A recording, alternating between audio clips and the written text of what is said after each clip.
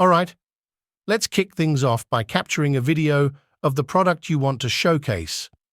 Don't worry about the small details, like clamps and lights being visible in the frame. Open up DaVinci Resolve. Here, you'll want to upload your video and snap a quick frame screenshot. This will be our starting point for the magic that's about to happen. Let's hop into Photoshop. Import the screenshot, and let's tackle those pesky side issues.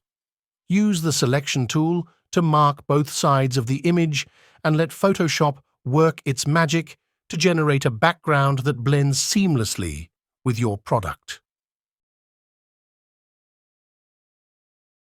Once you're satisfied, save this newly created background on your computer. Let's get back to DaVinci Resolve and import the original footage into the timeline. Import the background image you just created in Photoshop and place it underneath your original footage. This is where the magic really starts to happen. Time to finesse your footage. Adjust the cropping, crop right, crop left, and scale both the original footage and the background image so they fit together perfectly.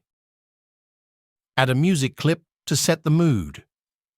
To keep things neat and tidy, let's add an adjustment layer. This way, you won't have to make changes directly to your original file. Apply aperture diffraction to your adjustment layer. This will give your video that extra flair and make it pop. Last but not least, tweak the brightness, highlights, and contrast to get everything looking just right. Voila! Check out the before and after.